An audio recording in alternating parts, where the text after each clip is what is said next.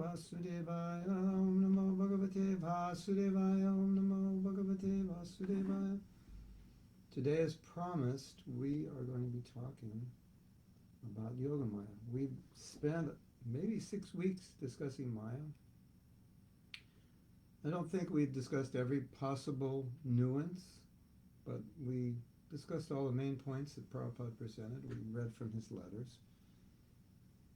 Every point that Prabhupada made in his letters about Maya, we discussed. And then we said on Wednesday we would discuss Yogamaya, which is the internal aspect of Krishna's internal energy. And Yogamaya is very interesting because it's nuanced and varied. Krishna does many things through Yogamaya. So we're going to read from the Bhagavatam. I've got some quotes, things Prabhupada said. And it's a bit philosophical, but we're supposed to be philosophers, so we'll do that.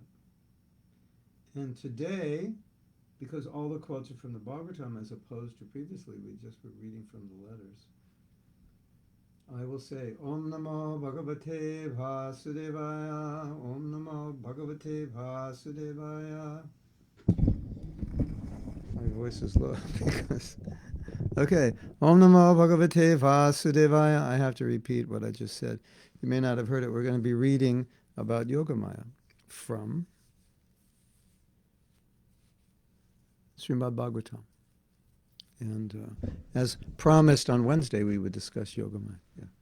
My voice is low because I had the mic somewhere else other than in front of me. Now it's better, right?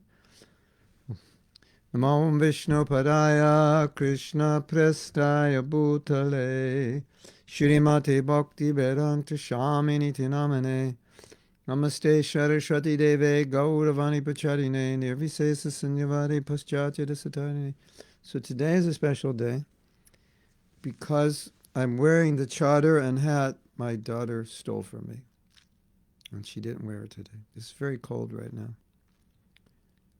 This was the chadar that Krishna Karshani bought. This chadar is so warm, you could go to the Himalayas and use it for a blanket and you'd be hot. So, my keyboard is in the other room because we did a program in the other room. And to bring it in here and set it up, it's a little bit of a problem. So we'll just chant Jai Radha Madhava a cappella.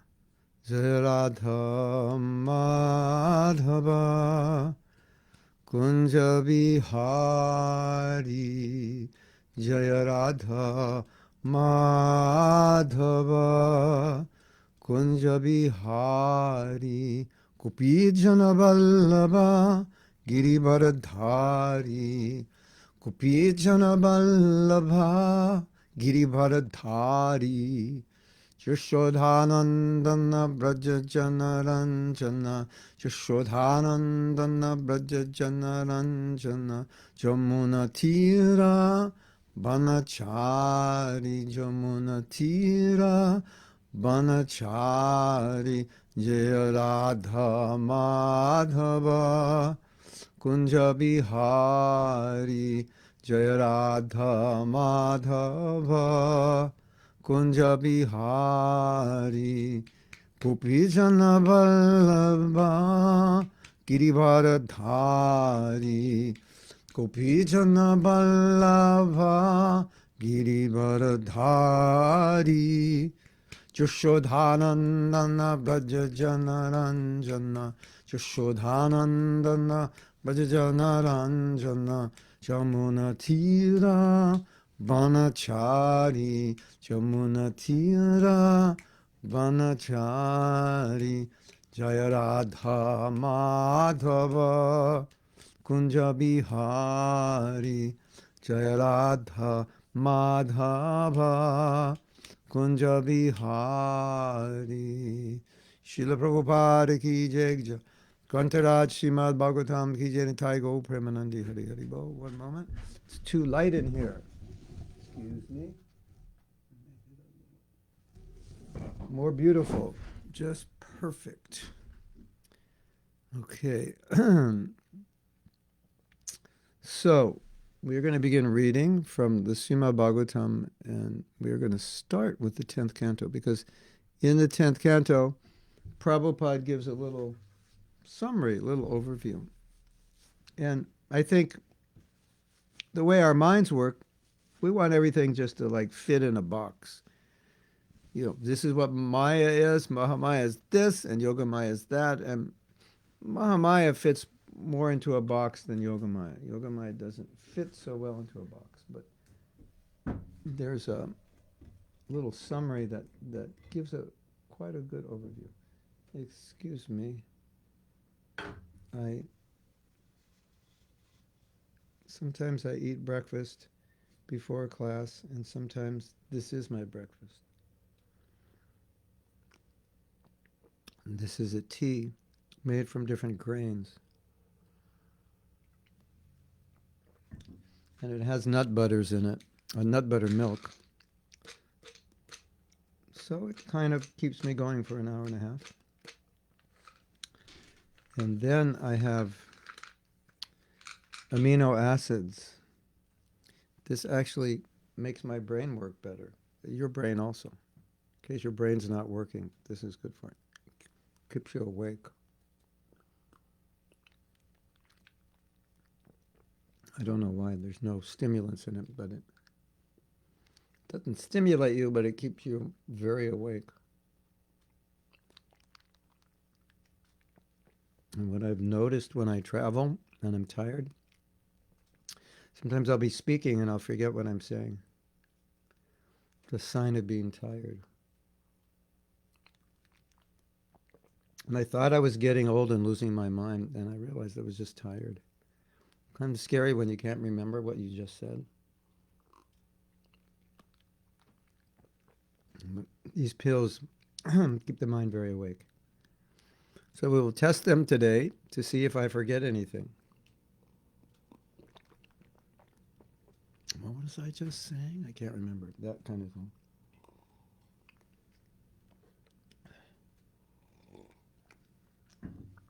Thank you for your patience. Okay, this is from the 10th canto, first chapter, text 25.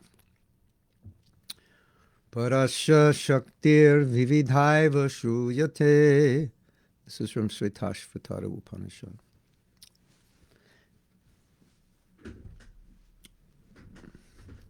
In the Vedas, it is said that the potencies of the Supreme Personality of Godhead are called by different names, such as Yogamaya and Mahamaya.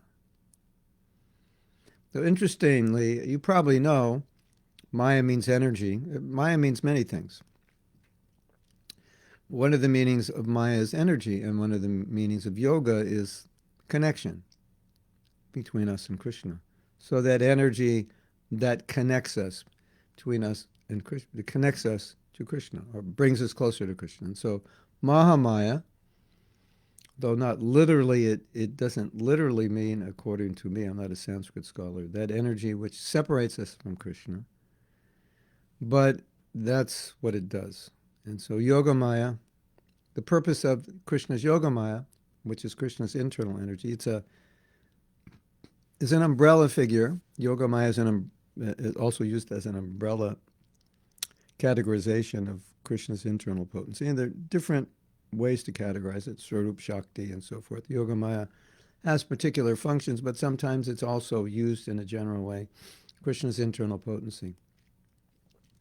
But how we see Yogamaya working specifically in Krishna Lila, it's to create whatever illusion is necessary to attach the devotees to Krishna, bring the devotee closer to Krishna. That's generally how it works. But Yogamaya also works to keep non-devotees away from Krishna, to bewilder them about Krishna's personal feature.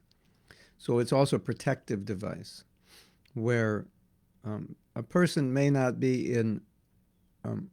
Prabhupada talks a lot about impersonalists who are transcendental to the modes of nature, but they don't understand Krishna, so they're not really affected by Maya in a gross way, Mahamaya. They're more affected by Yogamaya. They can't understand Krishna's personal form. So Krishna his Yogamaya energy, it covers him, but covers him in a way that the devotees become attached to him, and covers him in a way that non-devotees can't understand him. And so it has multiple functions. So in terms of the non-devotees, Yogamaya is used to bewilder them because they're disqualified. It's kind of like an energy that protects Krishna from a connection. So it also works to keep people away, even though it's called Yogamaya. It's interesting. Okay, so we'll continue reading. Ultimately, however, the Lord's potency is one, exactly as electric potency is one, although it can act both to cool and heat. The Lord's potency acts in both the spiritual and material world. So Yogamaya, when it becomes externalized, it's called Mahamaya. The external energy, the same energy, internal, external, same energy, heating, cooling. Everything's one energy, and then energy, as the energy expands, different personalities take charge of that energy. So Yogamaya, Mahamaya, Yogamaya, Purnamasi, Mahamaya, Durga. In the spiritual world, the Lord's potency works as Yogamaya, and in the material world, the same potency works as Mahamaya. Exactly as electricity works in both heater and cooler, in the material world, this potency, working as Mahamaya, acts upon the conditioned souls to deprive them more and more of devotional service. It is said, Jaya samohito jiva atmanam tri gunatmakam. 175. In the material world, the conditioned soul thinks of himself as a product of triguna, the three modes of material nature. This is the bodily conception of life. Because of associating with the three gunas of material potency, everyone identifies himself with his body. Someone is thinking he is a brahmana, someone a kshatriya, someone a vaishya, or shudra. Actually, however, one is neither a brahmana, a kshatriya, a vaishya, nor a shudra. One is part and parcel of the Supreme Lord, Mamai Vangshaha. But because of being covered by the material energy, Mahamaya, one identifies himself in these different ways. When the conditioned soul becomes liberated, however, he thinks himself an eternal servant of Krishna, Jivara Shuropoi, Krishnera Nityadash. That's from Madhya Lila 2108. When he comes to that position, the same potency, acting as Yogamaya, increasingly helps him become purified and devote his energy to the service of the Lord. So basically, in general, what Prabhupada is saying, I mean, we can expand upon this and saying, according to your need and desire, you'll fall under the control of a different energy, either Yogamaya or Mahamaya. And if we're battling with Mahamaya, it's a losing battle.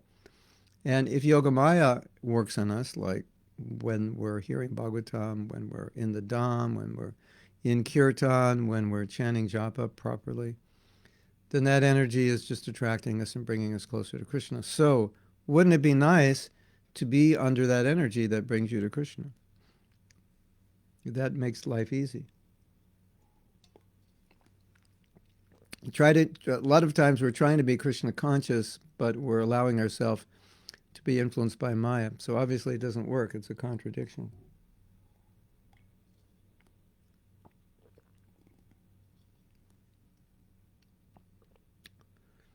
So there is an energy which brings you to Krishna.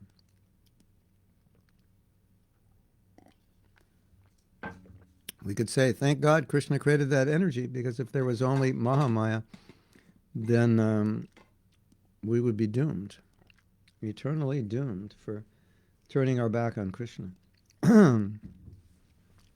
So, I mean, one way to look at this is to think, okay, Krishna has created an energy for me, and if I put myself under that energy is like an escalator. It will just take me up.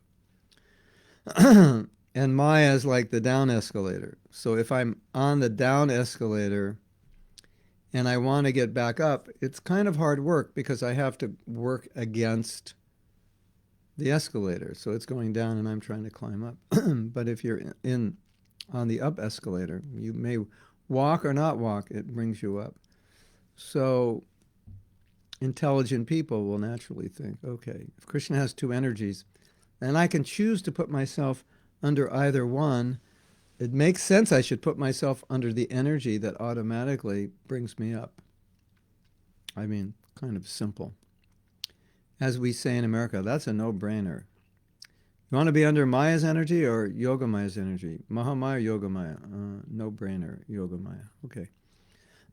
So now we understand the function of Yogamaya is the general function of Yogamaya, although there are many functions. The general function, at least for us as devotees, is to create situations in which we will become more and more attracted to Krishna. And create situations for Krishna's pure devotees. They don't even understand that he's God, and just they're overridden by affection. So that's how Yogamaya works. And anytime we're losing taste, and we could say the influence of Mahamaya is there. Anytime we're gaining taste, realization, etc., we can say the influence of Yogamaya is working on its internal potency. That's its function. To bestow upon us realization, Chit Shakti, bliss, Ladini Shakti, and then you could say eternity, realization that I'm eternal servant of Krishna. So when all these things are very strong, that's the influence of the internal potency. And that explains, if you're not clear, it explains or answers the question why sometimes I feel very Krishna conscious and sometimes I don't. It's kind of like, why is sometimes the sky blue and not? Well, they're clouds. So the clouds of Mahamaya come, but it was so blue yesterday, everything, but now it's all dark and gray. Yeah, well, sometimes our consciousness is like that. Under the influence of Yogamaya, it's blue and beautiful, and Mahamaya is gray. So that's the idea. So it's interesting also, if you look at the program Prabhupada set up in his temples from Mangalartik onwards, the way he explained it, or the way we understood it, is the 5 most important processes of bhakti are all done during the morning program. Chanting, kirtan, hearing, deity worship, association, and being in a holy dham, the temple. And then, as we discussed before, Prabhupada said, follow this program and then stay engaged in service all day, and then Maya will not attack you. But we could also say, follow this program, stay engaged, and Yogamaya will attack you. So it's not that we don't want to be attacked by Maya. We want to be attacked by Yogamaya. Prabhu, how you doing? I'm totally in Maya today. Oh, no. In yoga, I'm in Yogamaya. It's good. I've been attacked by Yogamaya. I fell into Yogamaya. I fell into Maya. We can make a t-shirt, right? I fell into Maya, Yogamaya. As Prabhupada said, you're always in Maya and sometimes you fall into Krishna. Today I fell into Maya, Yogamaya.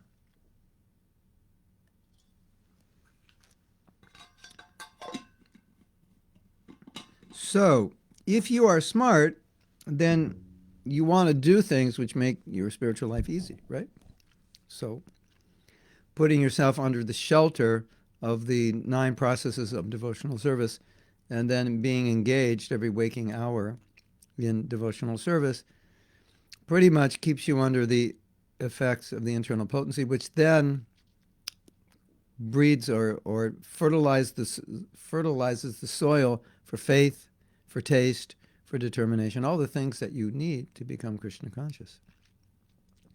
And Mahamaya fertilizes the soil for all the things which are antagonistic to Krishna consciousness. So intelligent devotees, naturally, will keep themselves under the influence of Yogamaya. It makes sense, right? Hare Krishna, Hare Krishna. You can hear me or no? It's loud enough? Should be, yes. Maybe that was from before. I'm reading old messages. The mic is set normal now.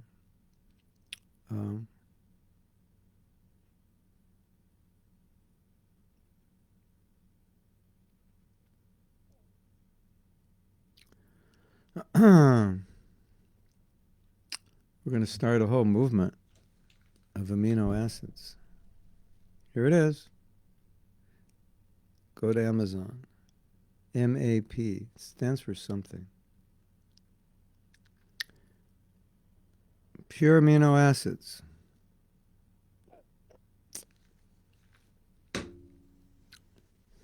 Now you know the secret. Actually, I don't know anything about Krishna. I just have amino acids. And then it's all revealed to me through the amino acids. No, it doesn't work that way. Yeah. So, well, Yogamaya keeping people away. We'll read about that.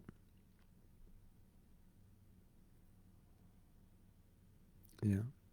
Oh, Nadia is always finding the quotes. That's great.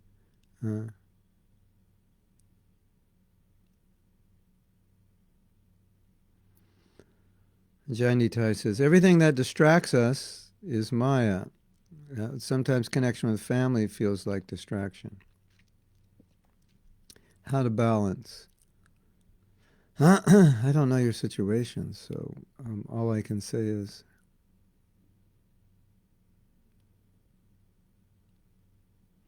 what Prabhupada said, which I've said many times. Prabhupada tells us that devotional service is likened to a creeper. And until that creeper becomes a tree, which is really ultimately until it becomes prema, you have to take care of it. And more care is needed in the beginning when it's sprouting and it's a seedling. So what's interesting about this discussion is that what Prabhupada is saying is that you have to take care of the creeper according to your level of advancement. So it's not generic. So you can't give a generic answer. How do I deal with work? How do I deal with family? How do I deal with this and that? Because it will depend, it will depend upon your Krishna consciousness. So in the 9th chapter of Bhagavad Gita, Prabhupada, in the verse Mahatmanastu Mampartha, I think it's the purport to that verse. It's about the Mahatmas. Mahatmanastu Mampartha Yogamaya Samambritaha.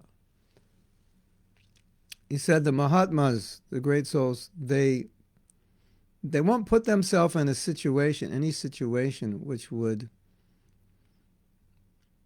negatively impact their realizations of Krishna consciousness. So another way of saying that is a devotee always keeps himself in an environment and within practices that give him realization.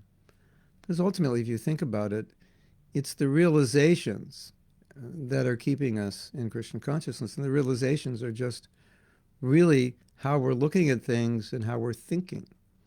So when you keep yourself in a Krishna consciousness environment, you'll always be having these realizations. I was looking at this person and I was thinking, oh, how hard they're working and they look so unhappy. And, your mind just works that way. Like Prabhupada on his morning walks, he's always talking about something Krishna conscious. So Prabhupada's saying a devotee always keeps himself externally in situations which will provide realization. Or, as Prabhupada said it, his realizations will not get disturbed. His Krishna consciousness will not get disturbed. So now, if I spend a week at your house visiting your parents, and you spend a week at your house visiting your parents, it may affect us differently according to our level of Krishna consciousness. Like, when Prabhupada came to America, he first stayed at the Agarwal's home, and they were not vegetarian, and so on and so forth. So Prabhupada's a pure devotee, and he's not affected. Affected in the sense that more pleasing to be in Vrindavan, obviously, but not affected by the modes of nature. And Prabhupada was living with some hippies, and there's a curtain between him where Prabhupada sleeps and where he's sleeping with his girlfriend, and Prabhupada can hear them. And so does that affect his consciousness? Yes, it's not pleasing. It's different from being in the Radha Damodar temple, sleeping in his room at the Radha Damodar temple. But How would that affect a Jamil? A Jamil went crazy when he saw a man and a woman embracing. So the answer is it depends on you and how you're affected. And the general principle is live your life in a way that you will always be having realization. Live your life in a way that your fragile seedling will not wither away. I have a plant in my office, and I didn't put the heat on one night, and it froze outside, and I came in the morning. The plant had frozen to death. So the environment was not good, and the plant died. So that's the idea. You want to keep yourself in environments that will keep you alive in Krishna consciousness. So, you visit your parents for a day or two, or you talk to them regularly and like that. And so that's necessary. Connection is necessary to one degree or another. But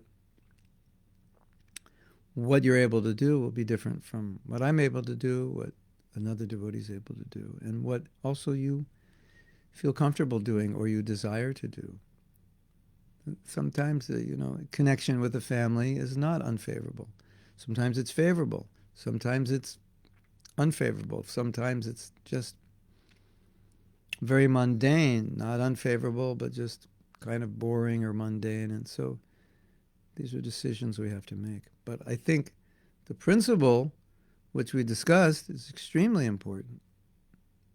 That never put yourself in a situation where you become dull, where your Krishna conscious, where the environment now is causing your plant to wither. This is a nice analogy, an bhakti environment. What's the environment in which you will grow in Krishna consciousness? What do you have to do? Where do you have to be? What kind of environment do you have to create in your life so that you will grow in Krishna consciousness? So once you're doing that, then it answers the question about all these other things, family and friends and work. Because if you're in this healthy situation, your Krishna consciousness is very strong, then immediately when you understand when you're in an unhealthy situation, that this situation is unhealthy, it's negatively impacting me. And then you think, okay, what can I do, if anything, to make this situation more healthy? And if the answer is you can't do anything, then you're going to have to limit the time you spend, although there may be some obligation. And also within that obligation, you will have to perhaps limit what you can and can't do. I mean, one devotee told me they were staying with their in-laws, and their in-laws have the television on all day.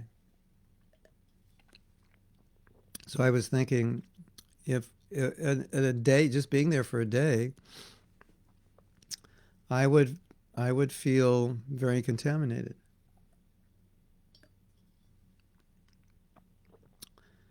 So I would ask them, can you turn it down, or does it have to be on all day? Something like that. I actually stayed with a family and their television, I think it was on, it was every waking hour they were up, the television was on for some reason. I think maybe because maybe the wife felt lonely when the husband was gone, and just the television is like somebody's in your house.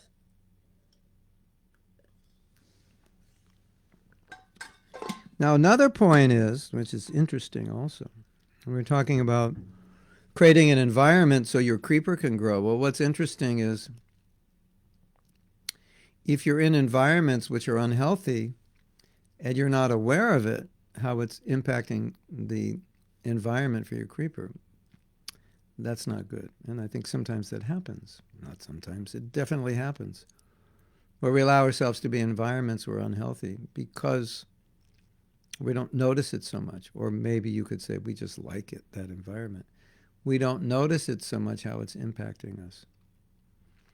And when you're not doing well in Krishna consciousness, you tend not to notice the negative impact of things.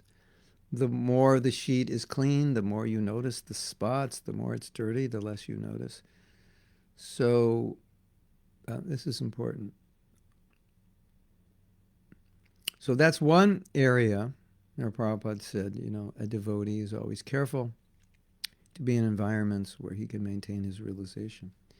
But the general principle holds true in many things that Prabhupada said. Do what's favorable, avoid what's unfavorable, the first two practices of surrender. And so, in order to do that, sometimes it requires not doing things the way we normally used to, and that may hurt some people sometimes because of the limitations that we may put on ourselves in order to maintain our bhakti. So it's sometimes there's a compromise. We can't be ideal. We can't be in ideal situations always. But when we're not in ideal situations, we don't extend them to the point where we become weak. Just even for a traveling preacher, they get strange flights and get off schedule and so forth. Not ideal. Regulation is ideal. So it's even an issue for renunciates, not just for grihastas who are working and have family ties and so on. But the point is that one would not extensively put themselves in compromised positions where they become weak. That may be temporary, but because they're good devotees and normally they've maintained their creeper strongly, then a little cold weather or a little rain or something is not going to hurt the plant. But continuous cold weather and rain would. So that's another way of looking at it.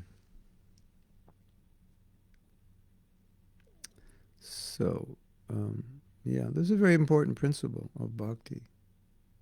And, Ajahn, if you compare it to health, then sometimes you feel weak or you have pain in your body or something is wrong with your digestion. Something's not normal, and that's a sign that probably I should see a doctor, or it's a sign to reflect.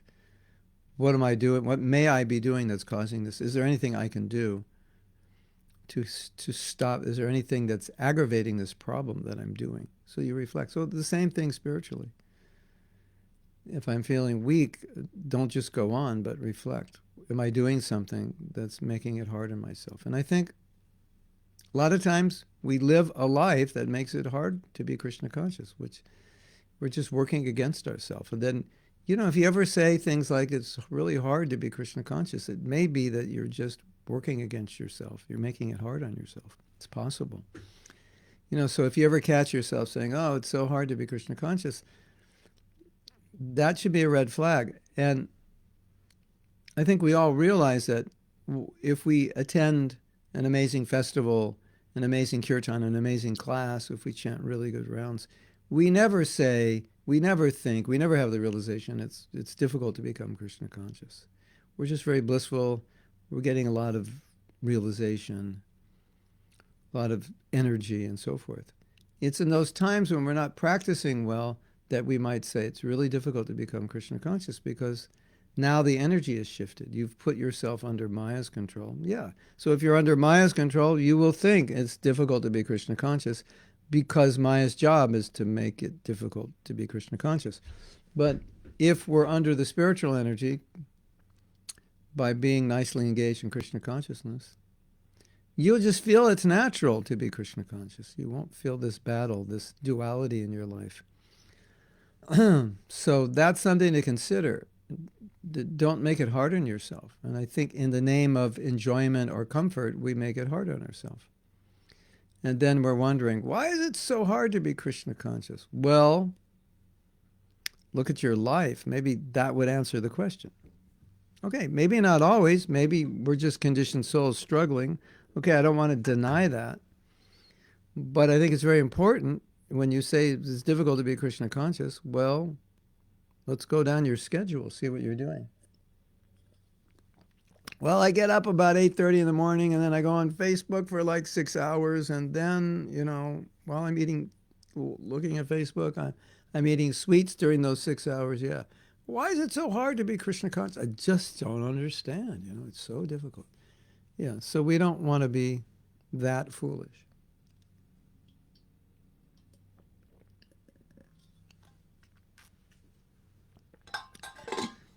Prabhu, when was the last time you chanted good rounds? Let me see. Let me get my calendar out here. I think it was like it was October 13th, 1986. Yeah, that was the last time.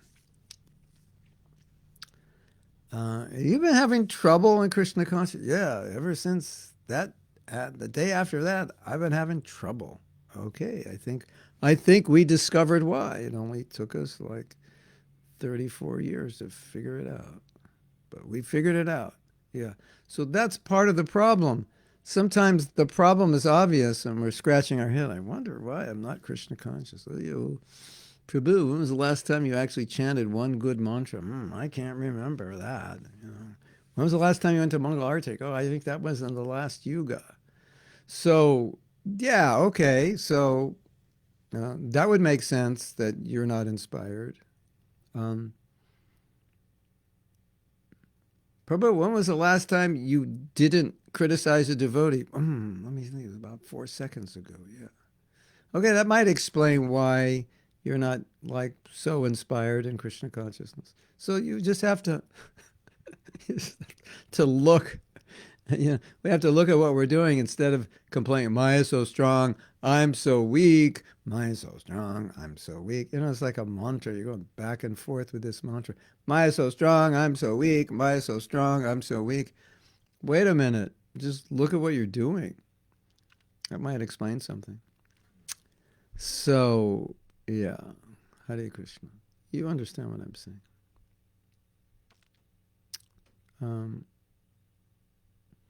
So Nadia says, what should we do if we constantly live in a very unhealthy, environment for our spiritual advancement? You should get out of Siberia ASAP. But we have no chance to leave this situation because it's our responsibility to be here. Marry a rich man from America. When we can't hide anywhere from this negative impact, but we have to tolerate it as it's our duty. You answered your question. To help and support people who are totally dependent on you. Yeah, you just answered your question. Tolerate. So then your question is really how to tolerate. And I will ask you to answer that question, Nadia. Nadia answered her own question. We have to be tolerant. And I think a good question to ask ourselves, not just Nadia, but everyone, if I'm in an environment which is not like what I feel like the best environment, then we ask ourselves the question, well, how can I be Krishna conscious in this environment? So it may require some adjusting, because in a very good environment, I just, it's very straightforward. I do this, this, and this, and everything is fine. But if the environment's not great, then I have to ask myself, okay, in this not so great environment, how am I going to be Krishna conscious? Because this is going to take a little juggling. Like you want to build something, but you don't have the exact right materials, or maybe you don't have the exact right tools, and you think, okay, how are we going to build this with these materials? Because we don't have all the materials we need. And so you think, okay, we'll use this for this for this, we'll chop this off here, this and that. And so it's something like that. You have to, figure out how am I going to construct my Krishna consciousness with the Siberian building materials that I have or don't have. You see, the thing is, if you want to be Krishna conscious, you'll figure out how to do it somehow or other, no matter what the situation. Just as if you want anything, you figure out how to do it, if you want it badly enough. So I think that's important. If you want Krishna consciousness badly enough, you'll figure it out. And until that rich man from America comes and puts you on his private jet out of Siberia and flies you into his mansion in Hollywood,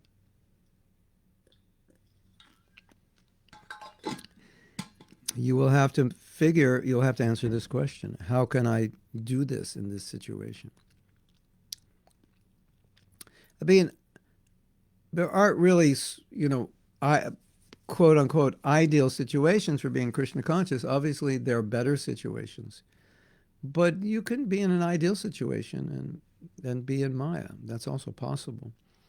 And you can be in a situation that's not quote unquote ideal and be very Krishna conscious. So I think that's important to consider. So ask yourself, how can I tolerate and how can I adjust to this situation? And of course, we're talking about internal adjustments. And there may be some external adjustments you can make, of course. But internal adjustments, what can I do internally to take advantage of this? You know, last week I was getting up very early and I was studying, reading a lot of things that I don't normally get time to read.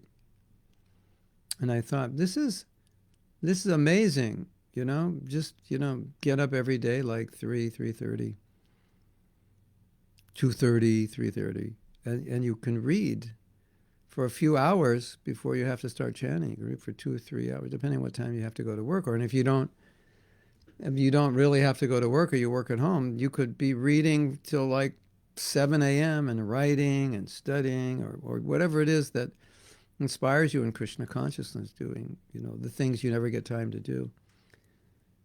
So some little thing like that, Nadia, even in Siberia, in the God-forsaken country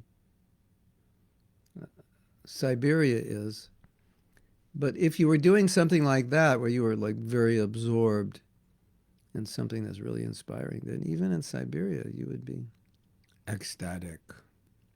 So I'm not saying that necessarily you can get up that early or you'd want to read for 4 hours or whatever, but you get the point that, like, I think, okay, I'm in this situation and it's not so Krishna. Well, what can I do? Well, maybe I'll chant 32 rounds.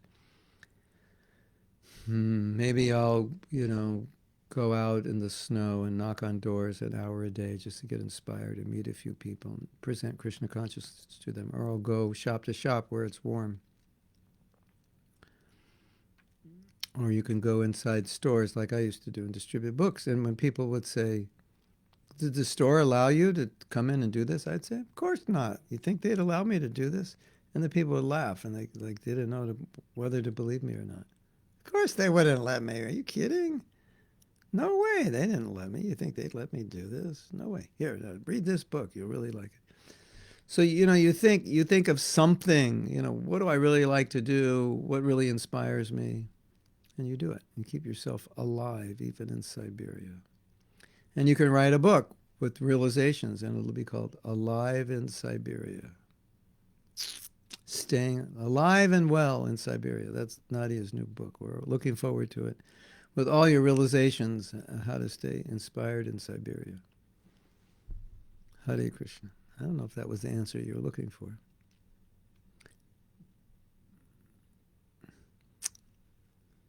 But until that rich guy comes in the private jet, you will have some work to do.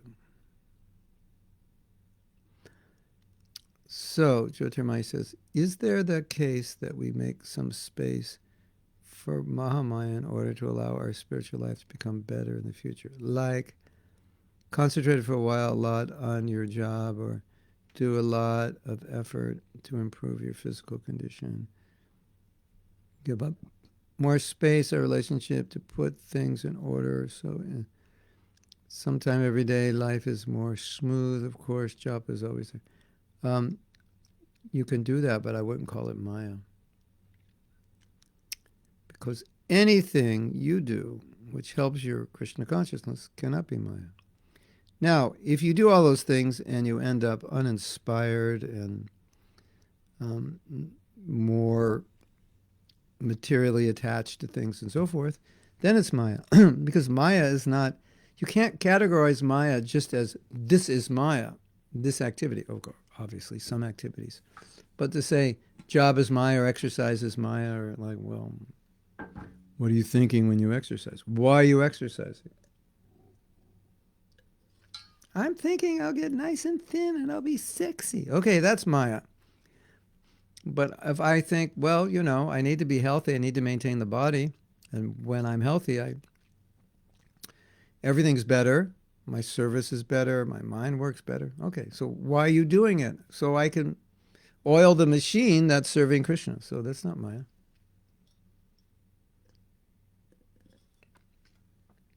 Bhagavatam says grihastha life, married life, not grihastha. Married life is a dark, deep well. That's married life for non-devotees. They're referring to non-devotees. So married life in and of itself is not a dark deep well or not a dark deep well. It depends how you do it, why you do it. So that's the answer to your question. None of what you said is Maya unless it's Maya. That was a profound statement. I will say it again. None of that is Maya unless it is.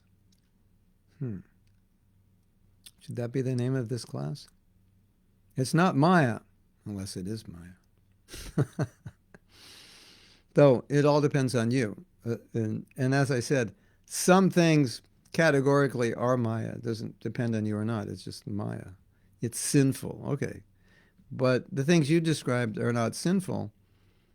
They just are things which can or cannot be Maya depending on how they're used. So the bottom line is whatever you have to do to be Krishna conscious, that's not outside the principles of Krishna consciousness. Whatever you do that you can use for Krishna that helps you, it can't be Maya, because Maya means where Krishna isn't. So if Krishna is in your consciousness and you're thinking, okay, I have to work to maintain myself, and I'll be a good example of a devotee at work, and I'll be kind to people, and I'll treat them with respect and so forth, then that's not Maya. So Sydney says, I've noticed that lately I get irritable when I cannot be in devotional time with Krishna. How do I better stay with Krishna? No matter what I'm having to do or whatever noise may be going on, I can tell when I'm with him and when I'm not. In a sense, it's a good sign. You mean like situations which are not Krishna conscious disturb you? Is that what you're saying? That's both a good sign and a bad sign.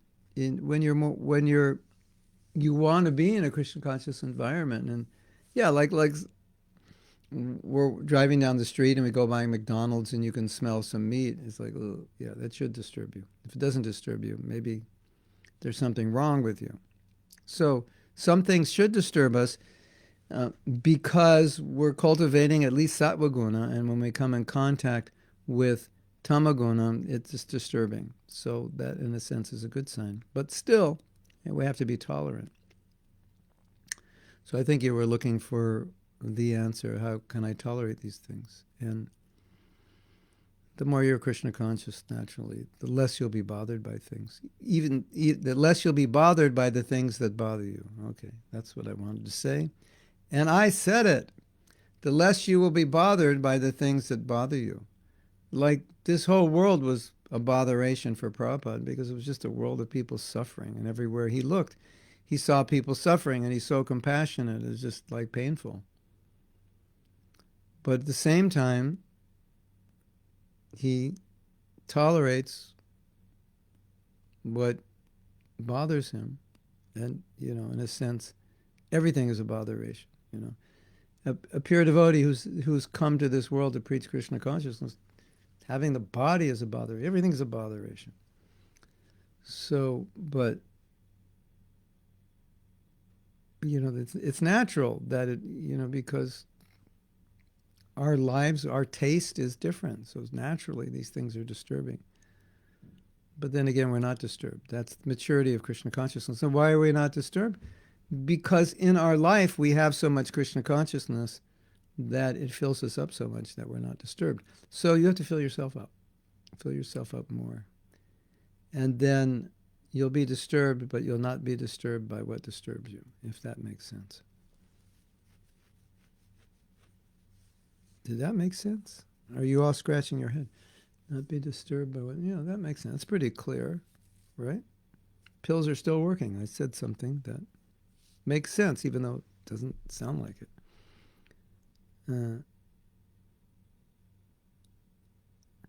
When was the last time you went to Mangalarti? Yeah, it was the last Yuga. Yeah, well, I think it was when I was in Vrindavan. And even in Vrindavan, people don't go every day.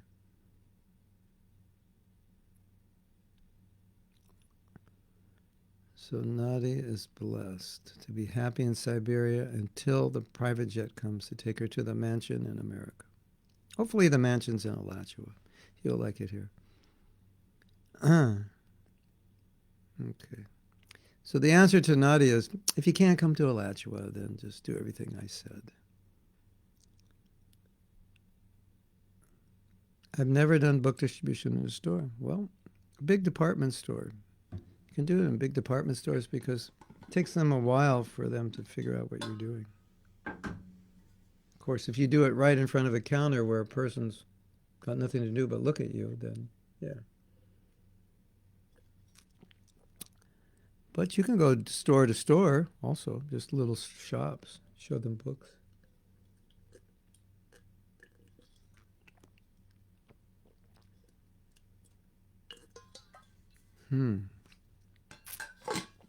Okay, so now we can read some more. Philosophy, I know some of you don't. We'll get bored with philosophy, but we are philosophers, aren't we? Okay, where's my document? There it is. Right where my document is right where I left it. Okay, so that was from the 10th canto. We jumped ahead because that was kind of a summary. I just want to read the first line or two to remind us. In the Vedas, it is said that the potencies of the Supreme Personality of Godhead are called by different names, such as Yogamaya and Mahamaya. Ultimately, however, the Lord's potency is one, exactly as the electric potency is one, although it can act to cool and heat. So it's one energy. From Krishna's perspective, everything's just one energy. From our perspective, we stand on the other behind the clouds, so it looks like it's a cloudy day, but above the clouds is the sun. So from Krishna's point, it's all light, it's one energy, but it's different functions. So if I were you, I would put myself under the Yogamaya. It's much better and easier. Okay, so this is from the 2nd canto, 5th chapter, text 24. Nadia, if you want to bring it up. 2524.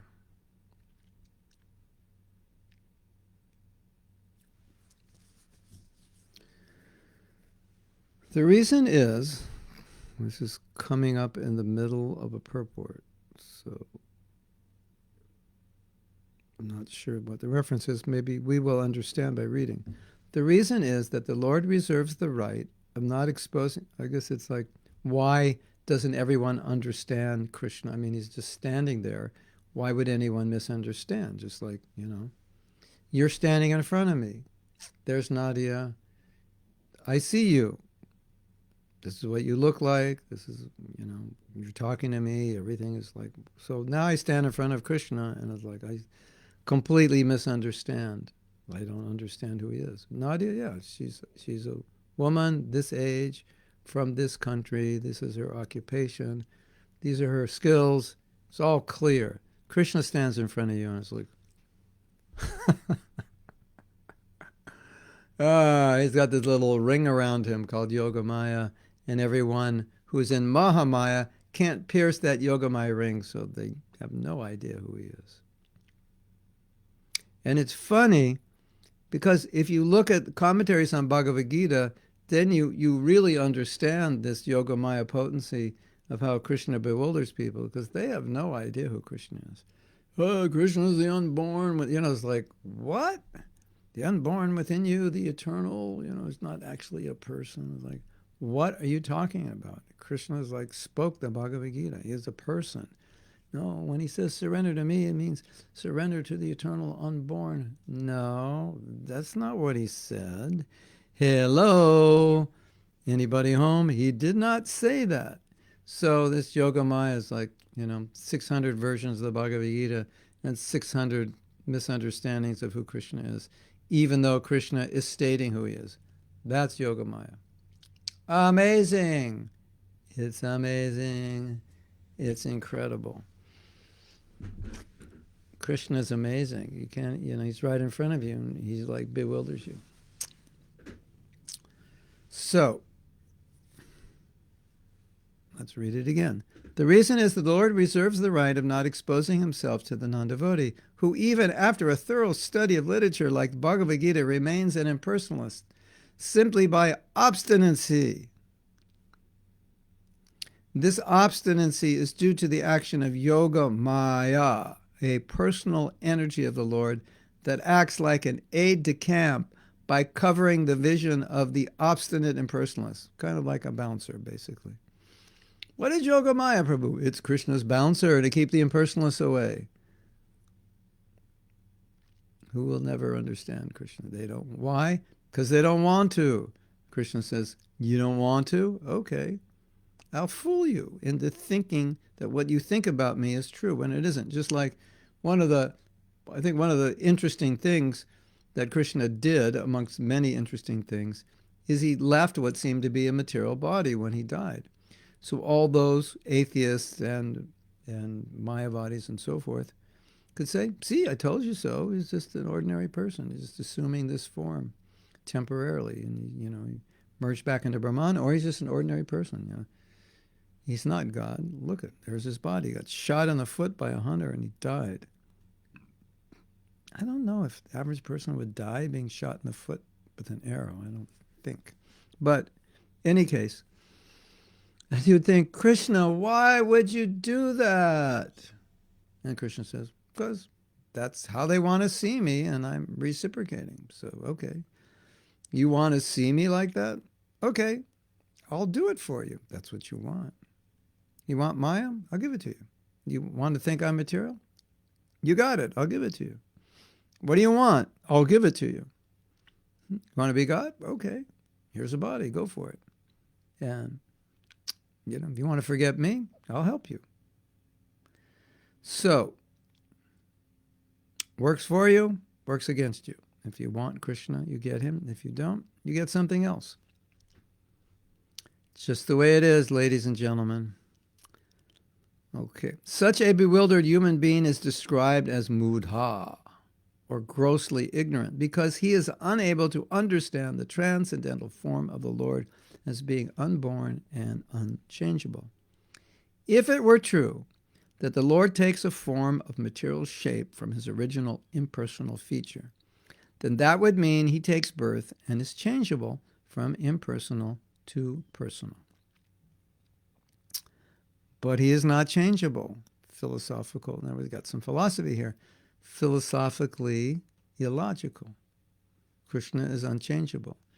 So how did he manifest a personal form from impersonal if he's unchangeable? He should always be if he's impersonal, he should always be impersonal because he's unchangeable. And that would mean, if it were true that the Lord takes a form of material shape from his original impersonal feature, then that would mean he takes birth and is changeable from impersonal to personal. But he is not changeable, nor does he ever take a new birth like a conditioned soul. The conditioned soul may take a form birth after birth due to his conditional existence in matter. But the self-centered impersonalists, by their gross ignorance, accept the Lord as one of them because of self-centered egoism, even after so-called advancement of knowledge in the Vedanta. So this is so interesting because what Prabhupada's saying is like everything is explained clearly in the Vedas and it's completely unclear to them. Isn't that interesting? Like something is clear, but when you don't want to clearly understand it, even though it's clear, you clearly misunderstand it.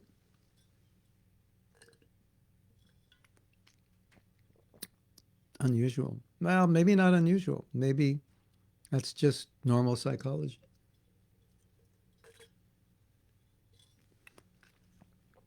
So Krishna says, it's like this. And they say, no, it's like that.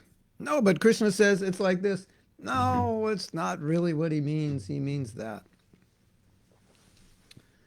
You see that in politics. There's like, you support your party even when they say ridiculous things that make no sense and you can't in any way verify them with reality. Well, that's because you want to see that reality that way, so you believe it.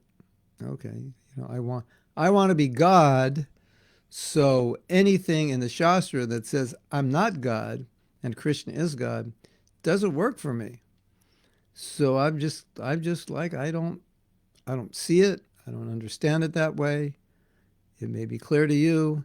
Krishna may be clearly explaining his position.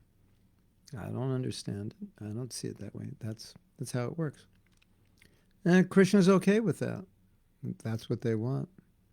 That's what they get. So the question is, ladies and gentlemen, what do you want? Because whatever you want, that's what you'll get. Okay. And Prabhupada calls the impersonalists self-centered. Why? Because they want liberation and ultimately want to be Krishna. It's not like they're out to change the world. No, they're out to become God, but it's in the garb of a sadhu.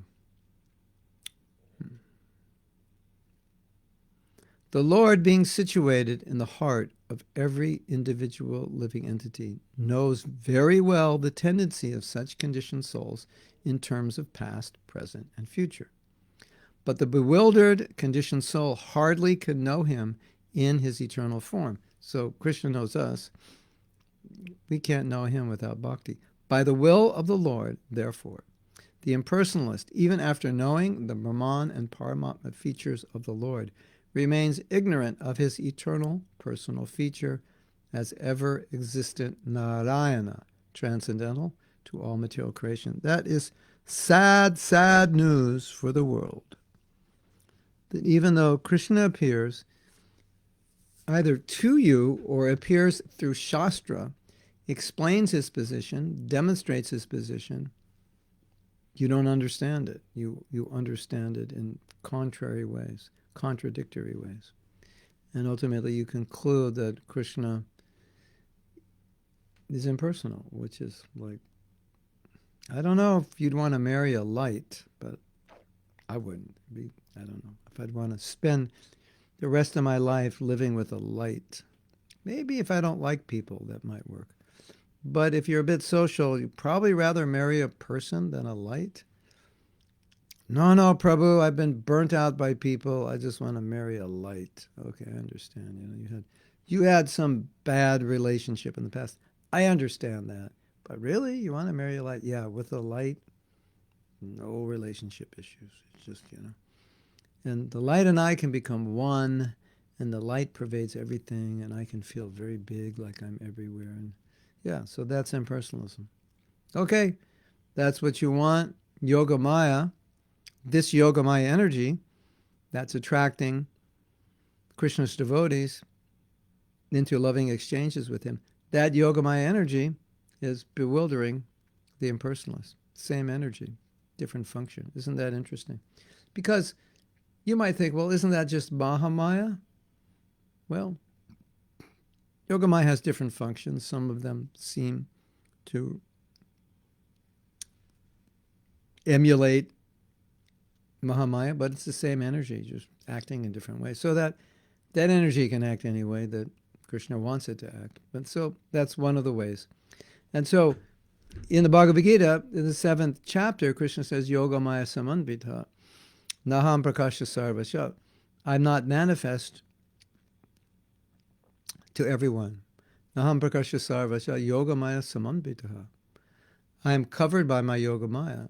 Murho yam nabijananti, and the fools can't understand me, whom above them and transcendental. Paramabhyayam. So Krishna is saying, you would think, well, isn't Krishna covered by Maya? And Krishna is saying, no, he uses Yogamaya to cover himself. And in Leela, he covers himself so they don't know he's God, but that helps. And for these people, ordinary people, he covers himself so they don't know he's God because they don't want to know. They want to believe they're God or there's some other God. So the reason is different. The function is similar, but it produces different results. So, Naham Prakasha, I am not manifest sarvatra to everyone. Yogamaya samanvrita, I cover them. They're covered by my Yogamaya potency. Mudho yam nabijananti, and the fools do not know me. Mudho yam nabijananti, something paramavyam. Mudho yam nabijananti na tesham, I forget. See, the pills didn't work. That shloka was memorized by me in like 1972. You pills, I want my money back. I can't remember the last line to a verse I remembered 48 years ago. Naham prakasha sarvasya yogamaya samamritaha mudho yam nabijananti mam ebya paramabhyam. Mam abhyam. Nadia, pull the verse up. Mam ebya paramabhyam. Is that it? Naham prakasha sarvasya yogamaya samamritaha mudho yam nabijananti. Mam, close to that. Param avyayam. Yeah. But param avyayam means above them. They can't under whom above them and transcendentum. Yeah. Ebya param avyayam. Something like that. Interesting, isn't it? That energy which Krishna is using to bewilder his devotees into loving him, he's using it to bewilder ordinary people into having no idea. And they haven't got a clue who Krishna is. Excuse me, sir, would you be open to the reality? Would you be open for the next minute to the reality that God's a cowherd boy who plays a flute and he's blue? And he's 9/11 calling up the mental hospital. Like, and the ambulance comes and takes us away. Yeah. That's Yogamaya Samamrita. He was covered by Yogamaya in a big way. He couldn't understand. Of course, Prabhupada never said that in the beginning. He just talked about God as in terms of what we understand: the creator, the maintainer, the destroyer, the controller. But these other intimate, that's not going to be understood. Bhakti mama bijananti. Krishna says, you can't understand without bhakti. We were discussing in this seminar I was doing for people in London, people who are newer to Krishna consciousness, or never heard about it. This phenomena where, with material knowledge, to understand something material, you don't require serving your teacher. That's not like a necessity. You basically serve your textbook and study. Study, pay attention in class. But service to your teacher is not really going to help you. If you don't know 1 and 1 is 2 and you bake a cake for your teacher, it probably won't help you understand 1 and 1 is 2. But if you don't understand something spiritually and you do devotional service, you'll eventually understand it. Like Gaurkishore Babaji was illiterate, but he could express Siddhanta as well as anybody. So that factors in to the reality of spiritual knowledge. It's not just information that you can understand, because the information in Gita, it's there for everybody to understand, but the impersonalists, Yogamaya Samamrita, they don't understand. And then you do bhakti and then you understand it. It's interesting, isn't it? Because material knowledge doesn't work that way. Like you have to serve. You have to serve your teacher. Yeah. Tadbidi pranipatena paripashnena sevaya. You want a guru? Do service. Because if you serve, you'll understand what he's teaching. If you don't serve, you won't understand. Interesting, right? You cannot understand this unless you serve your teacher. And Prabhupada used to say, you please the spiritual master, by his mercy, everything comes. So Prabhupada did that. We're trying to do that for Prabhupada, spread his movement, distribute his books, do what he wants us to do. Then we get some mercy, and then we can understand Krishna consciousness. Okay, let's see if you have anything to say about that. Okay.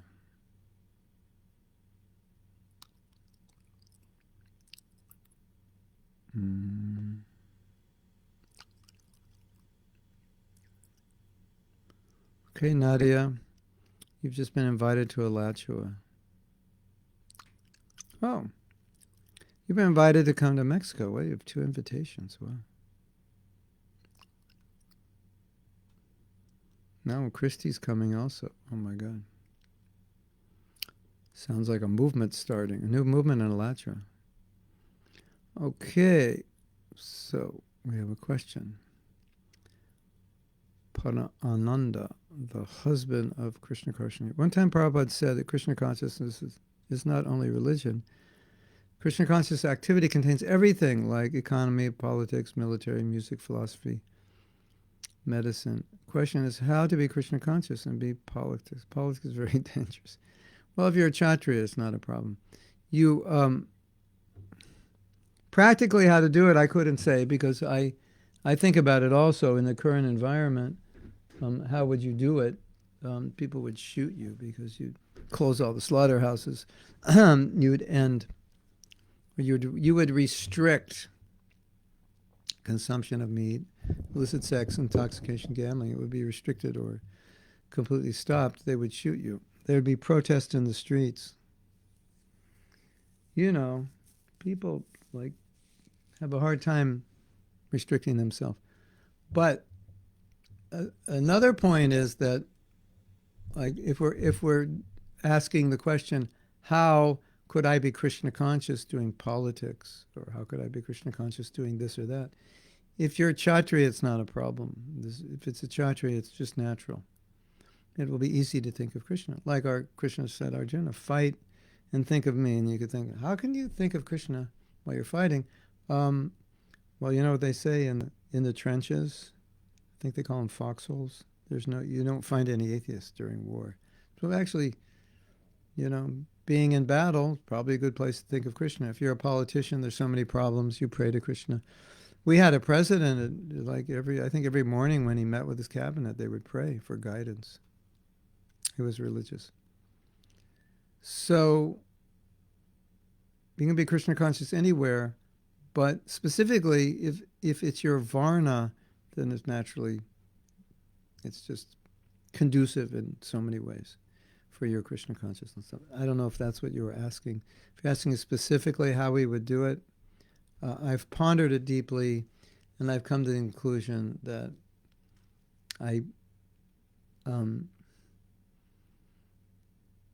it would be a tremendous challenge, because it could only work if the population voted for you because they wanted a Krishna conscious leader who was going to create a Krishna conscious environment. So then gradually you would do things and you would test the waters to see the reactions of people.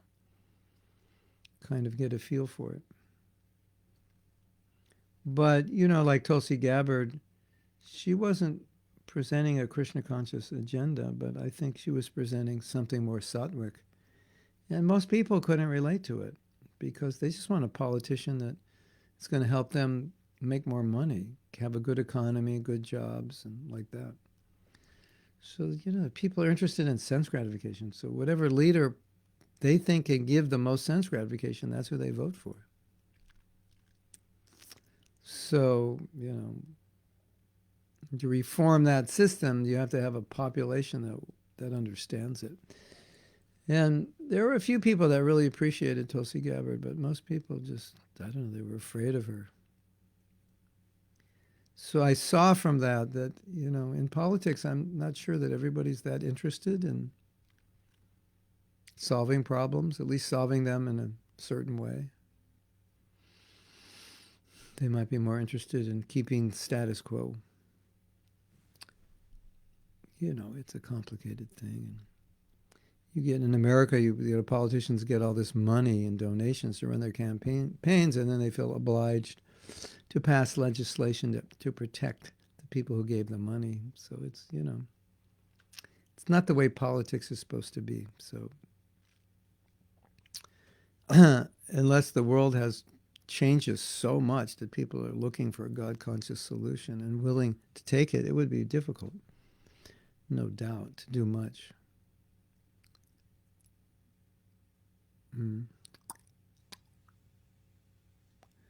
Mahadanava, in the Bhagavatam, he was versed in scripture, always staying with demons. A lot of asuras are well versed in scripture. They study it in school, so they know the scripture. They know the moral aspects of it. They know what is virtue, but they just don't believe in Krishna. Interesting combo. Now we kind of have the opposite. People believe in God and they have all demoniac qualities. In those days, a lot of the demons had some quite good qualities. So you can be an atheist and have good qualities, quote unquote. But because the good qualities aren't used in Krishna service, they're not really good. So many zeros. But in and of themselves, if you want to analyze it, intelligent, Ravana was a good manager, good musician, like that. You know. Anuradha says, Jiveshwara Nityananda Das. Oh. Welcome, Jiveshwara Nityananda Das. How Krishna uses the word Yogamaya for non-devotee in this connection that Mahamaya covers non-devotees. Yeah. It's because it's covering him personally. It's Yogamaya. Yogamaya energy is it's bewildering both to devotees and non-devotees about Krishna's position. So just like, Krishna would die. No, we can't say that. He would just, figuratively, Krishna would die if Mother Yasoda ever found out that he was God. He would die. He couldn't live, right? So Yogamaya knows that, and Yogamaya makes sure that Mother Yasoda will never know that Krishna is God. And then in the Leela, where Krishna was accused of eating dirt, Mother Yasoda looked in his mouth, and when she looked in his mouth, she saw the universe. It's like, okay, and Yogamaya says, we have a problem here. She just saw in her son's mouth the universe, which means that he qualifies for God status. And Bhagavatam says at that moment, Yogamaya, because I don't know, Yogamaya was sleeping, or for part of the Leela, this needed to happen. Like Yogamaya just had to remove this illusion so the world could see that Krishna's God, but he's using this Leela. So Krishna's showing that I'm God. Look at the universe is in my mouth. What else can I show you? If you don't believe this, then what can I do? So he's really doing that to show the universe, but it was also like a trick. Look in my mouth. Yeah, I did eat dirt. The whole universe of dirt is in my mouth, or universes. And then Yogamaya is thinking, okay, that was the Leela, but now we have a problem. Mother Yasoda just is now realized that Krishna's God. And so Yogamaya thinks, okay, we can't allow this. So then she comes and covers Yasoda, and Yasoda forgets everything that happened. And then that whole Leela was completely gone out of Yasoda's mind. If you asked Yasoda, you remember that time you saw the whole universe in Krishna's mouth? And she'll say, what are you talking about? I never saw the universe in Krishna's mouth. No, it's right there, it's like right there in the Bhagavatam, You looked in Krishna's mouth, you saw all the universes because he was being accused of eating dirt, and he wanted to play fun on you and show the world that he's God. That didn't happen. I don't know what you're talking about. So Purnamasi covered that, because if she would have remembered that, it would have destroyed her relationship, because she just thinks Krishna's her son. That's the way he wants it. So in that sense, Yogamaya covers the devotee, but Yogamaya covers the impersonalist. So they have a misconception, but it doesn't help them. But so Yogamaya is Krishna's she is a person, Purnamasi. So she's working things out so that the devotees get closer to Krishna and the non-devotees don't. The non-devotees don't ruin the party, basically.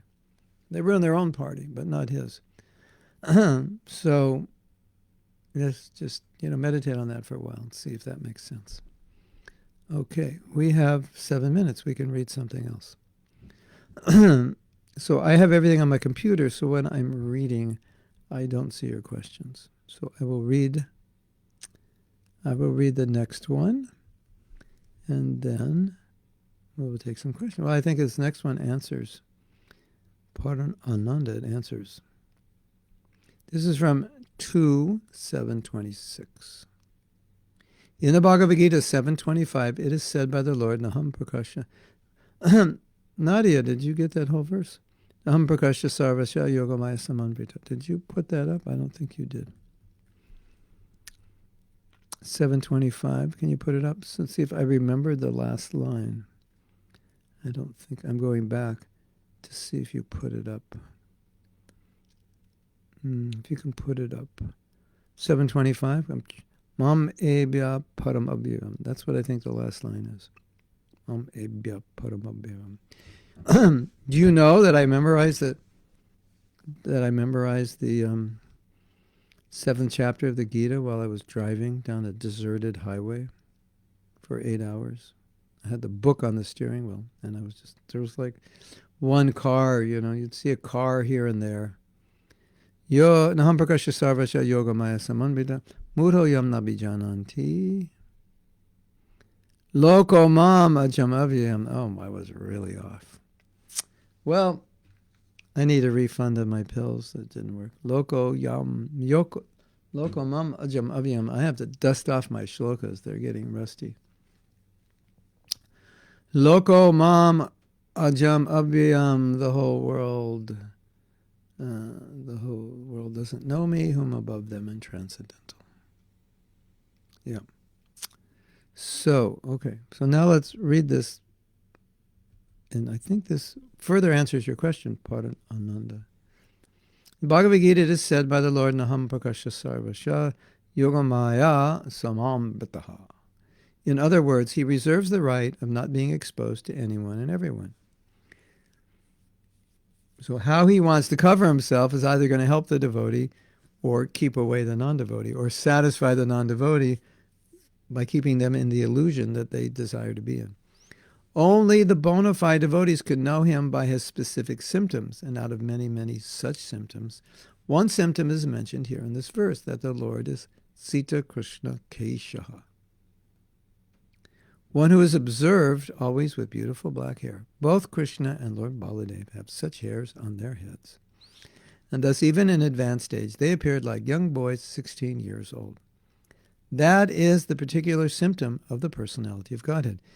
In Brahma Samhita, it is said that although he is the oldest personality among all living entities, he always looks like a new, youthful boy. That is the characteristic of a spiritual body. The material body is symptomized by birth, death, old age, and diseases. But the spiritual body, we say birth, disease, birth, death, old age, and disease. Here Prabhupada's saying birth, death, old age, and diseases, because it's not just one. So we have to rephrase it when we say, in the material world there's birth, old age, diseases, and death. One birth, one old age, many diseases, and one death. Yeah. But the spiritual body is conspicuous by the absence of those symptoms. Living entities who reside in the Vaikuntha lokas in eternal life and bliss have the same type of spiritual body without being affected by any signs of old age. It is described in the 6th canto that the party of the Vishnu Dutas who came to deliver Ajamil from the clutches of the party of the Yamadrutas appeared like youthful boys. Corroborating the description in this verse, it is ascertained thus that the spiritual bodies in Vaikuntha lokas, either of the Lord or of other inhabitants, are completely distinct from the material bodies of this world. Therefore, when the Lord descends from that world to this world, he descends in his spiritual body of Atma Maya, or internal potency, without any touch of Bahiranga Maya, or external material energy. The allegation that the impersonal Brahman appears in this material world by accepting a material body is quite absurd.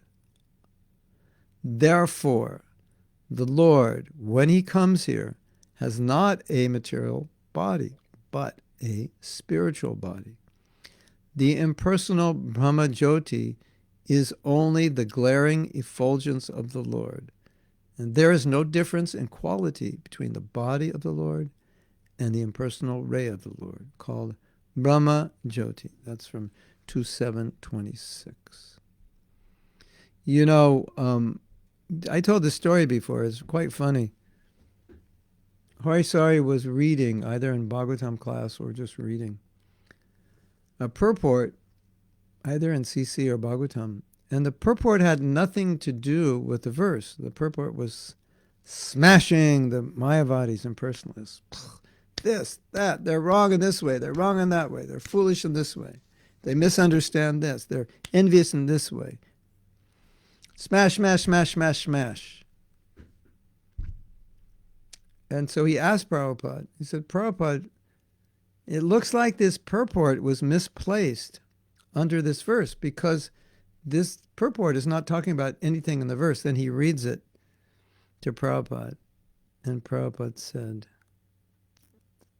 it was a verse smashing the Mayavadis, and Prabhupada said, you're right. That's not the right purport for that verse. And it wasn't a purport for any other verse. So what did Prabhupada mean? He meant, I couldn't help myself. I just, I always take every opportunity to expose the impersonalist nonsense.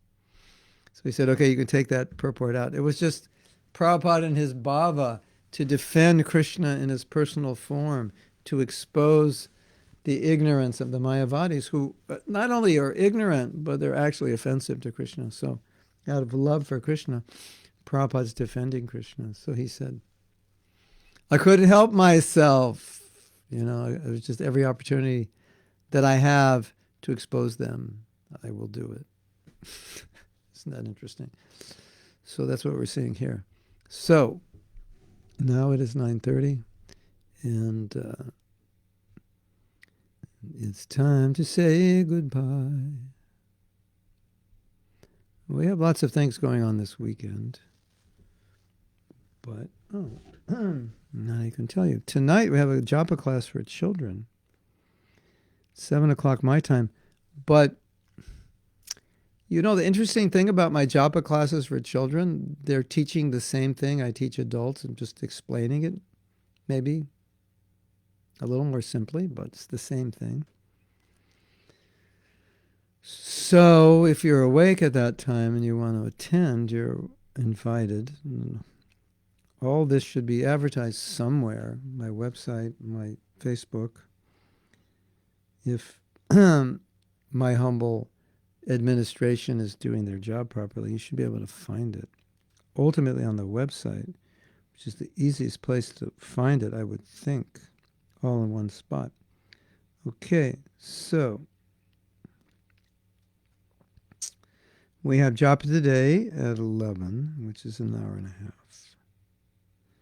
And then tomorrow, class, well, this is a private class, but we have the class in the evening on the Gita, which is interesting if you're awake, even though it's in Chinese.